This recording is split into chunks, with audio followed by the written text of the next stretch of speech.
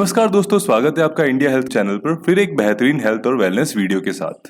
Hello everybody, मैं doctor अनुरोध Agarwal, consultant cardiologist मंगलम plus Medicity hospital से आज इस विषय पे चर्चा करने के लिए यहाँ पे हैं। जो खास विषय है आज के परिप्रेक्ष्य में, खास तौर से इंडियन सब कॉन्टिनेंट के परिप्रेक्ष्य में, that is sudden cardiac death.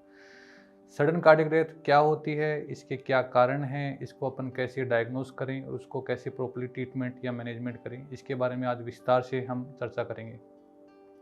तो सबसे पहले अपन ये समझते हैं सडन कार्डियक डेथ क्या होती है। 50% जो भी डेथ होती हैं, कार्डियोवैस्कुलर डेथ यानी कि हार्ट और उससे संबंधित बीमारियों की वजह से जो मृत्यु होती है, उसमें 50% डेथ सडन होती हैं। उसको बोलते हैं सडन कार्डियक डेथ, यानी कि हार्ट का लक्षण जब भी सबसे पहले अपने को आता है, उसके विदिन 1 घंटे के अंदर जो डेथ हो जाती है, उसको अपन सडन कार्डियक डेथ बोलते हैं अपने। चूँकि ये सडन होती है, इसलिए अपने पास काफ़ी कम टाइम होता है पेशेंट को बचाने का, इसलिए इसको पहले से ही जानना जरूरी होता है, जिसको अपन प्रिवेंशन बोलते हैं, ताकि अपन इसको टाइम रहते इसका मैनेजमेंट कर सकें। आपको ये जान के आश्चर्य होगा कि जो 50% सडन कार्डियक डेथ होती हैं, वो फर्स्ट इवेंट होती है अपनी लाइफ में, यानी कि अपने को पहले कुछ भी नहीं हुआ होता है, फर्स्ट प्रेजेंटेशन डेथ के रूप में होता है अपना। इसलिए अपन बात कर रहे हैं, बार बार मैं इसी चीज़ पे जोर दे रहा हूँ कि इसका प्रिवेंशन वो काफ़ी ज़रूरी है, इसकी स्क्रीनिंग काफ़ी ज़रूरी है। आम जनता में और जो पेशेंट्स हैं, उन दोनों में ही कार्डियक स्क्रीनिंग प्रॉपर होना ज़रूरी है, ताकि सडन कार्डियक डेथ को अपन रोक सकें। इसके कारणों की बात करें तो मुख्य कारण इसका होता है अपने हार्ट अटैक, और वैसे उम्र के हिसाब से इसके कारण अलग अलग होते हैं। मुख्यतः कारण होता है इसका हार्ट अटैक। इसके अलावा कुछ बीमारियां होती हैं हार्ट की मसल की बीमारियां, जैसे कि एचओसीएम, जो काफ़ी कॉमन बीमारी होती है और इजीली मिस हो जाती है।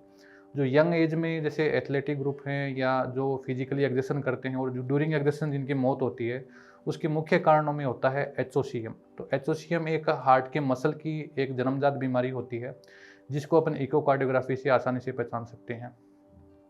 इसके अलावा कुछ एरिथमिया होते हैं। एरिथमिया का मतलब हार्ट की धड़कन की बीमारी को अपन एरिथमिया कहते हैं।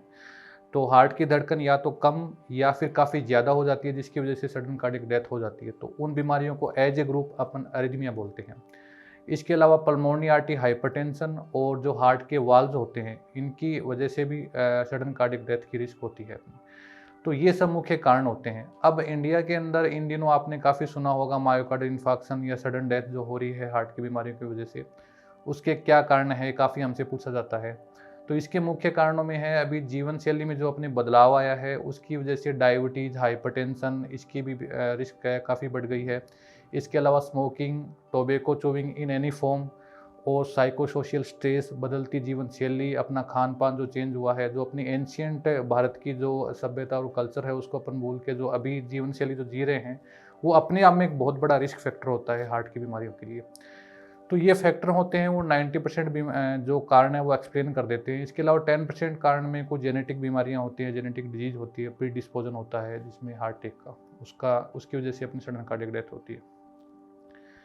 अब अपन कैसे डायग्नोसिस करें, और मेरे हिसाब से सही टर्म होगी कैसे प्रिवेंशन करें, यानी बचाव कैसे करें, क्योंकि सडन कार्डियक डेथ जो होती है वो डेथ के रूप में प्रेजेंट करती है, तो उसको डायग्नोसिस करके अपन मैनेजमेंट नहीं कर सकते, इसलिए अपने को प्रिवेंशन करना जरूरी है।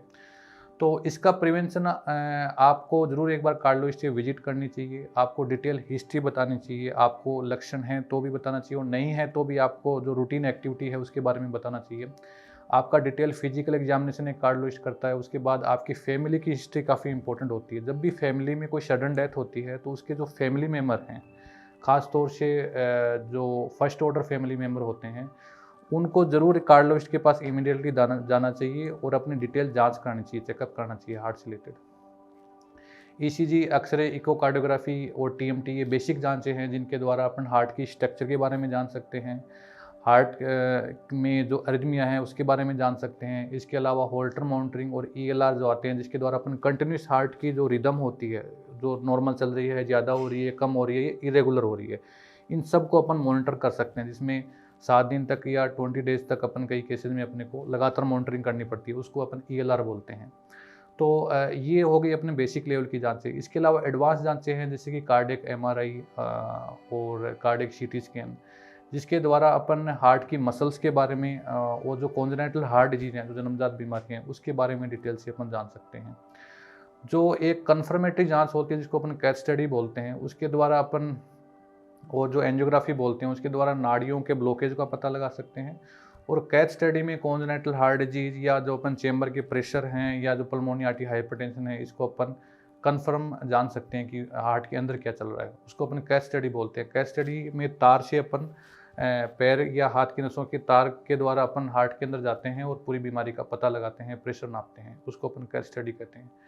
तो ये सब जांचें हो गई जिनके द्वारा अपन हार्ट के बारे में पूर्ण जानकारी मिल जाती है। इसके बाद अपन मैनेजमेंट की बात करें तो मैनेजमेंट में मैंने पहले भी बताया कि प्रिवेंशन इज़ द की, बचाव ही उपाय है। तो सबसे पहले अपन उस कारणों को ढूंढें जिस वजह से सडन कार्डियक डेथ की रिस्क है या उससे रिलेटेड अपनी कोई इवेंट्स हुई है।